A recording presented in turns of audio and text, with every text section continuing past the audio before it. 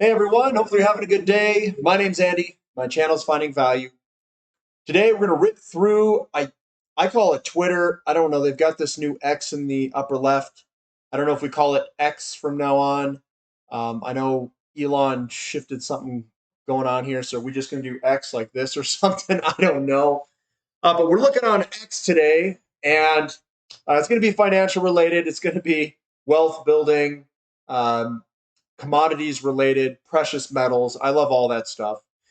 So we're going to be talking about it. I'll give you my financial opinions across the board on everything. And again, if you need any help with anything, check out finding-value.com. Lots of really good ideas there. I'm not a short-term trader. I don't try to time the short-term market timing. What I try to do is find where the value is in the market, invest heavily in those sectors around the world, in whatever sectors are the cheapest, largest asymmetric bets that there is. Then I sit in them. If the charts look decently good, I try to time my purchases as best I can. Sometimes it works out incredibly well. Sometimes you got to sit for a while. It's just the way it is. It's the way the markets work.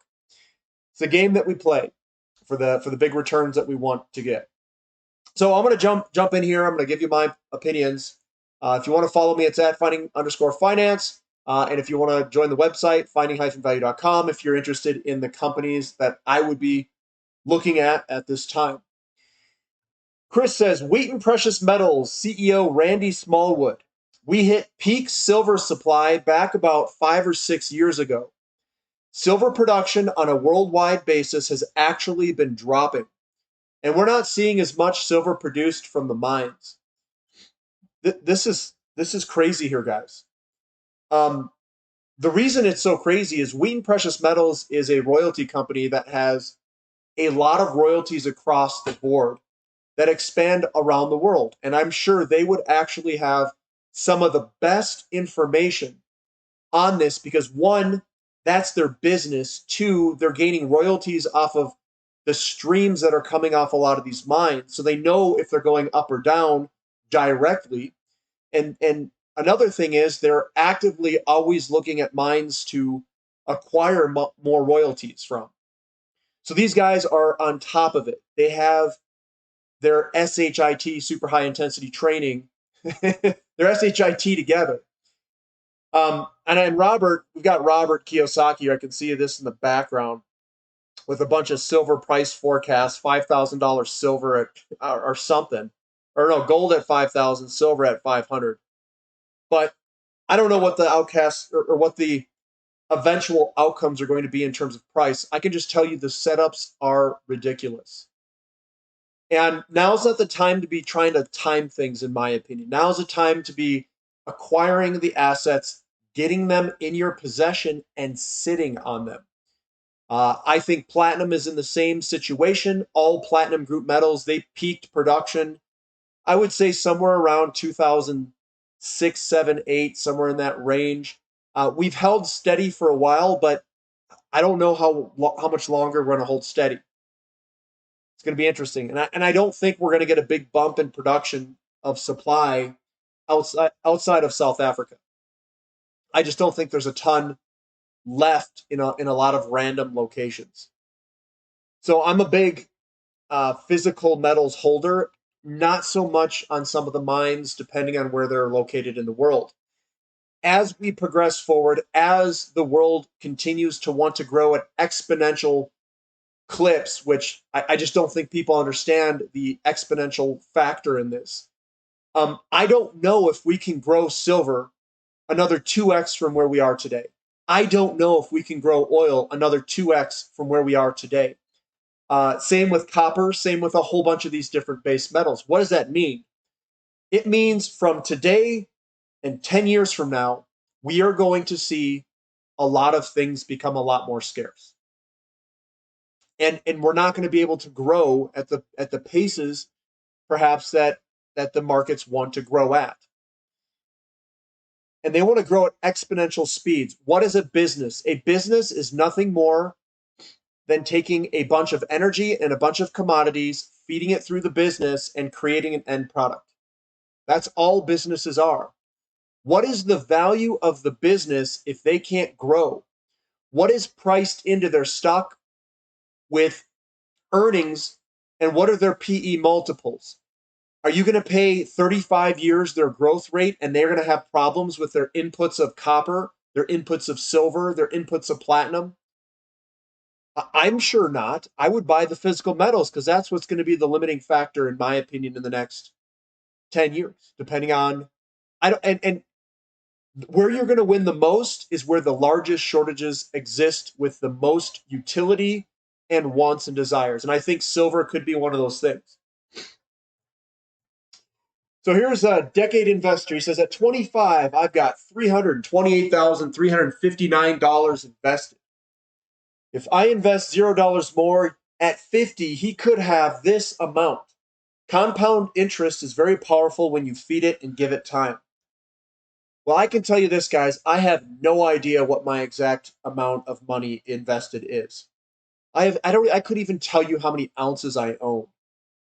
I can't tell you exactly all that stuff. I lost count at least 5 to 10 years ago, probably about 5 years ago. I just lost count. And I don't know, everybody who's so worried about their exact number, oh, I've got this, I keep an Excel spreadsheet. I don't know, guys. I mean, I can't even tell you what my dividends are in a year this year.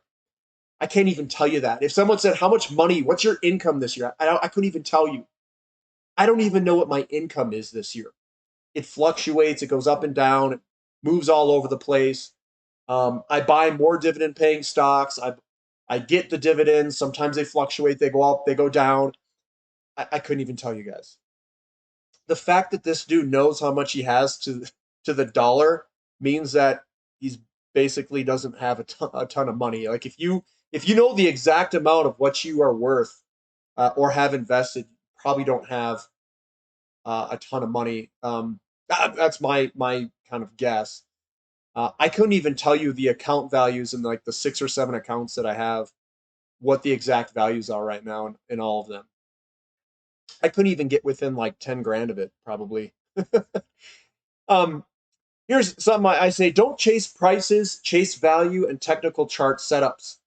Gold and silver mining companies, are looking fantastic from both of those perspectives in terms of value and technical chart setups.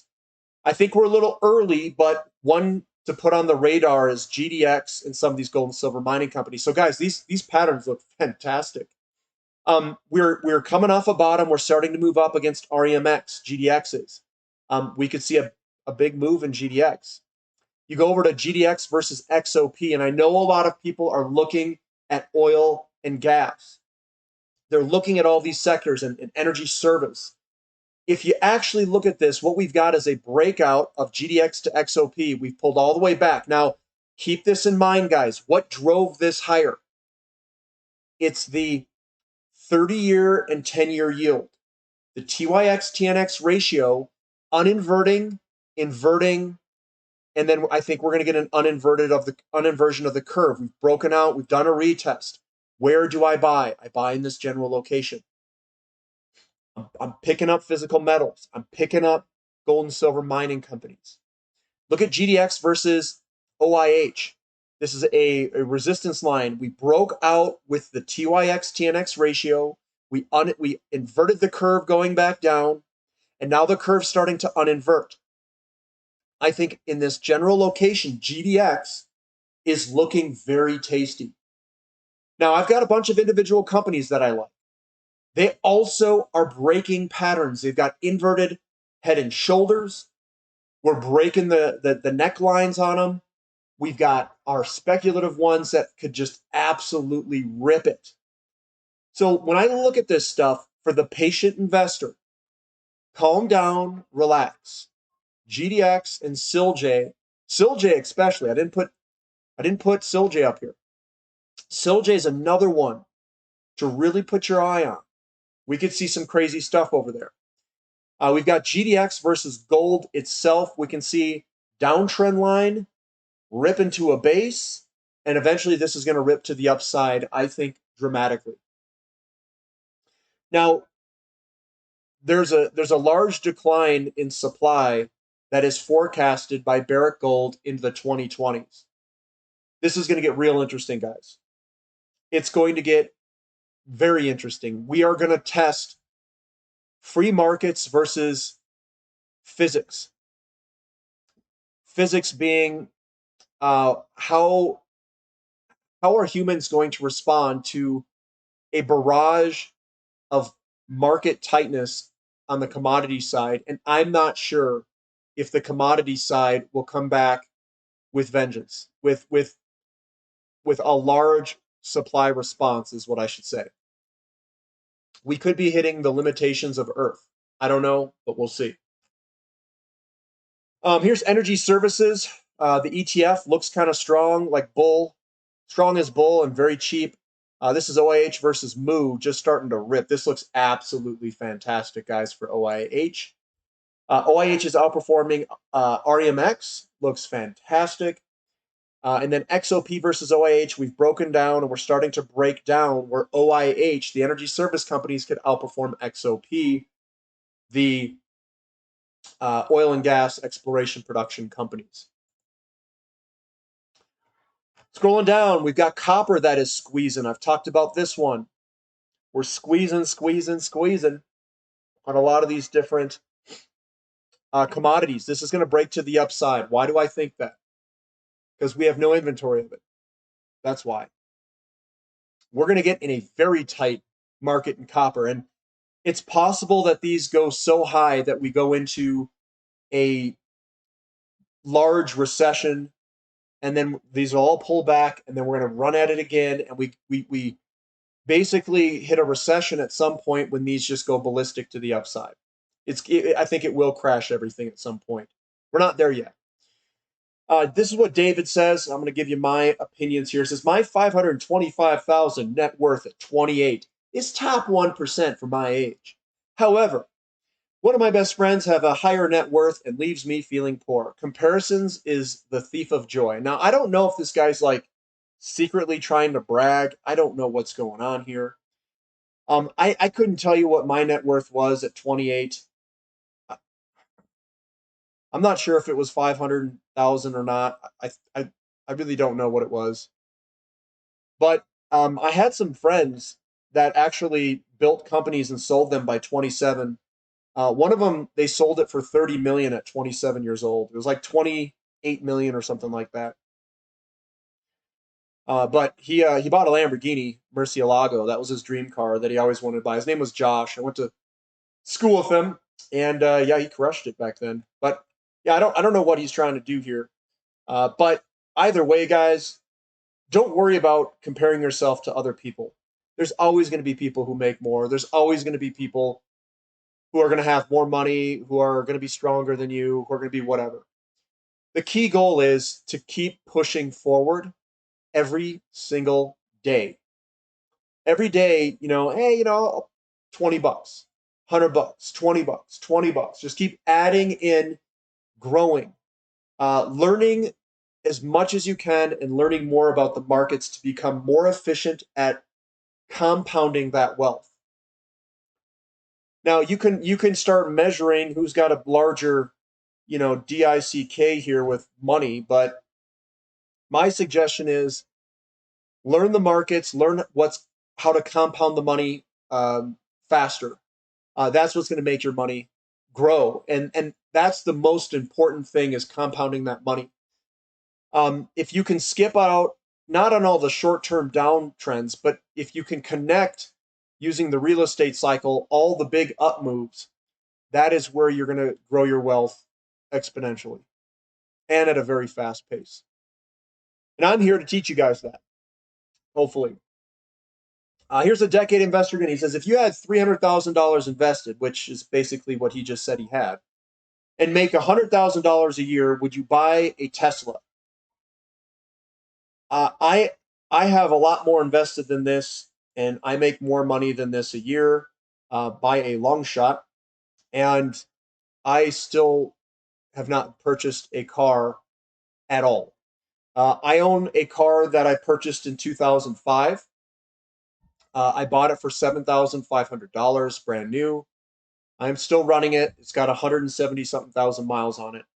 I still, my wife still owns a 2005 or 2004 Honda Civic, which was her car that she bought new in '04. It's got 205,000 miles or something on it. I did purchase a 93 RX-7 in 2011, and I do have a 2005 2004 RX-8 that I purchased in 2015 or 16 at the bottom of the market. I I love cars. I'm a huge car guy. I just can't bring myself to spend 70,000, 80,000 on a car, period. I don't want the registration. I don't want the insurance increases. I don't want any of that stuff. But I would be more inclined to buy a 20 or $30,000 RX-7, build it into a track car, or an RX-8, build it into a track car, and do something there. I would find much more enjoyment out of that than buying a Tesla. Tesla also has that enigma around it that I don't want to be a part of. I think electric cars are cool. I'm not anti-electric, but I also don't think that electric is the answer to cutting fossil fuels or cutting the demand of oil. So I don't think they're necessarily the answer either. Um, Energy fund manager Eric Nuttall, we may see the sharpest crude inventory draws in history in August. Inventories could fall by as much as 3 million barrels per day. Absolutely unseen. And I know that's easy to listen to. I know that's easy to kind of just hear it. But guys, it's coming. It's going to. Okay, so let me tie this all together for everybody. All right. When the price of oil is directly tied to commercial inventories. If we see this type of move in our inventories of 3 million barrels per day, we are going much, much, much higher in the oil price. Now, this is going to be inflationary. Oil's the translator of inflation. Now, what's going to happen to all these different metals as well? When you get a shortage of energy, it's going to hit your GDP. All that stuff's going to hit. We're probably going to have a recession at some point when this all launches afterwards, because the market's not going to be able to take $250, $300 oil or 350 or wherever the heck it ends up. Another thing to think of, it could end up in crack spreads as well, depending on where your shortages are located. If the shortage is oil, the money is going to go to oil. If the shortage is in refining capacity, then your crack spreads will go up. And you're going to see $300, $330, $350 per gallon of gasoline. But it may not be attributed to the oil necessarily. It could be attributed to the crack spread. Keep that in mind as well. And crack spreads is where your refineries are going to make money. And we are seeing crack spreads go up. I'm not sure exactly which one it's going to be. I'm kind of towards the oil side at some point because that's where we could see the tightness. It says the long-awaited drop in housing prices may already be over, and it looks like a rounding error after the run-up beginning in 2020. Housing prices fell a whopping 3% in the U.S. before beginning to rise again. 7% mortgages can't even get this housing market to drop. Now, this is from the Kobayashi letter. This is U.S. home prices are rebounding after last year's drop. There could be a little bit of a plateau here because we are coming into seasonality. The weakest part of the season for real estate is all the way. It's basically end of summer all the way to January, February of the winter. So that could also go sideways a little bit or kind of come back down a little bit. But I do think that we are resilient based off of low inventory and where we are with the demographics and the millennials. This is Don Johnson. Inflation tracker ETF broke above the trend line today. Yields holding the breakout. Someone called Jerome on line 5 ASAP. So if you look at the ProShares inflation expectations ETF, we're starting to break this to the upside. So again, this is all of the commodities, copper, uranium, oil. They all have these wedges that are coming, and we're breaking to the upside. This is wave 3. It's coming. Get ready. When I say get stuck in those positions, what I mean is get comfortable with the positions you have, get a comfortable portfolio and allocation to your favorite positions, and stick in and get ready for this move. It's going to be a fun one. I've got CCJ up here. I've put in bullish. CCJ looking quite strong, breaking up. Very strong day today. I know I posted this kind of earlier in the day. And then on the bigger picture view, if you kind of back out and take a bigger picture view, we've got a pretty big move here that is starting to morph to a much larger move.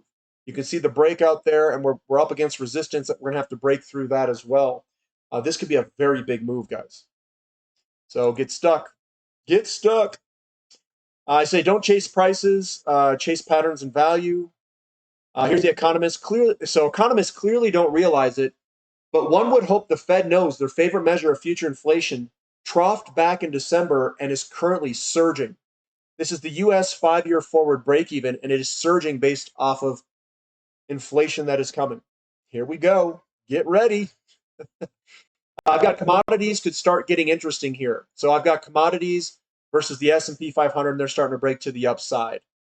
Guys, it's all in alignment. Wave 3 is here.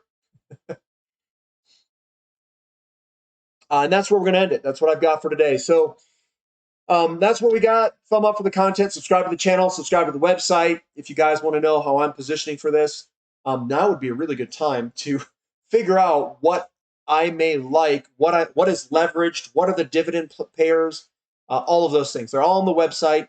You guys can ask me questions directly through those question and answer sessions. I'm probably going to talk more about strategies, about looking at some of these junior companies that haven't taken off yet across a whole bunch of different sectors. Now is the time to start thinking how you want to position. Or you should already be positioned in a lot of these. On the website, we've been riding energy services quite hard for the past year. There's some other ones. So we look at some of the sectors like dry bulk shipping a little bit, not as much, but a little bit there. I wouldn't say I'm an expert in it. Oil, nat gas, energy service. I love those sectors. Uranium, precious metals. I'm not a huge diving into diving into the deep with all these junior companies. I don't really necessarily do that. What I do is I take a big picture view, find out where the value is, SILJ, GDX, kind of get the general gist of where the value's at. Then we can dive in and try to select some companies. I'm not here to try to, gain a drill hole and try to make a bunch of money off some drill hole. I want a company that's just one big ultra leverage play to the price of silver, to the price of gold, to the price of these commodities. That's where I'm interested. As much, drop the risk as much as you can, up as much leverage as you possibly can, and then capture that move. So that's what I've got for today, guys. We'll catch you next time. This is Finding Value.